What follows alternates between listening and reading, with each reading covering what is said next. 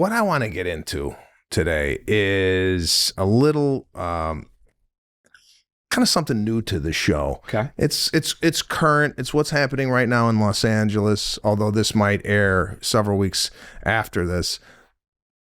A lot of illness going on right now, ripping through schools, hand, foot, and mouth, RSV. Now I'm hearing strep throat.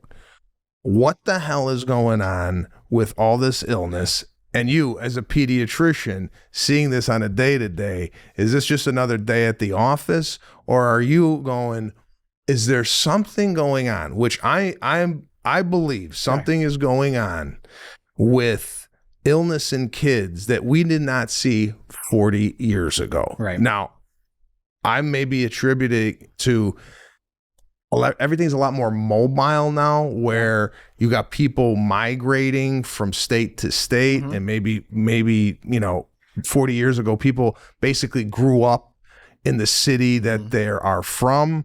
Is it a migration issue? Are you seeing a problem with this? Or am I seeing a problem with this because I'm a parent now and I'm like in the weeds? So I think it's multifactorial. I think we are absolutely seeing much more volume of illness this year. As a pediatrician, these aren't illnesses that are new to us. We always saw RSV and hand, foot, and mouth and strep throat and all these illnesses. But the sheer volume, you're right, this year has increased. And I think there's a couple reasons. For the last 2.5 years with COVID, we really didn't see these issues because COVID sort of took over and inhibited all these other viruses and infections from coming in. So a lot of people haven't been sick for 2.5 years. We're not used to the norm of being a parent where we used to say from September to March, your child's going to be sick. They're going to have a cough and cold for 3 weeks. They're going to be better for 2 days and it's going to come back. And that's what are typically seeing as a pediatrician from basically September to March, kids have cough and colds on and off. What we don't realize as parents is most children get 10 to 12 colds or illnesses in the first 2 years of their life. And if you think of it, most of it comes in the wintertime. So you really are just sick all the time, but that's normal. Those are normal illnesses, normal immune system reactions. I saw a great meme the other day, which was basically that RSV was in the gym working out while COVID was out. It's just been pumping iron. And then COVID left and it just came out 10 times stronger. And I think that's a good visual. I think all these viruses were hiding out there, just waiting. And now they've all had the chance to come out because one, COVID has decreased. Number two, we took off masks, thankfully. Number three, all the socialization's back. The kids are back in school. We're having play dates. So to your point, it's easier for these infections to spread because we're all together again, which we haven't had for 2.5 years. Yeah. So that's why it's much higher nowadays. Growing up, nobody had hand, foot, and mouth. I'm glad you're calling it that. People call it hoof and mouth. Oh, well, I never heard growing up, what's wrong with Frankie? He's got hand, foot, and mouth. If you would have heard hand, foot, and mouth in 1981, you're going to the hospital. Right.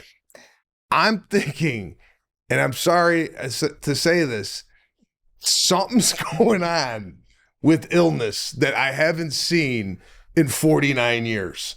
I'm telling you, bro. You got. I know you're on the front lines. You need to solve this. I think we hear about it more. We definitely see it more. To your point, when we were kids, right? If you were going to the doctor, you thought you were dying. Your parents only took you to the doctor if you were dying. Yeah. Otherwise, you went to school. Yeah. Right.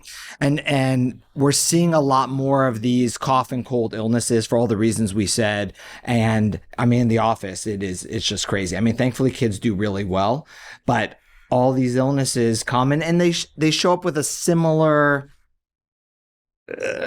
group of symptoms, right? Typically fever for up to 3 days, sometimes up to 5, congestion and cough, and then fever goes away and cough and congestion sort of linger for a couple weeks. So that's typically all these hand, foot, and mouth gives these rashes, sore throat, compilation of symptoms.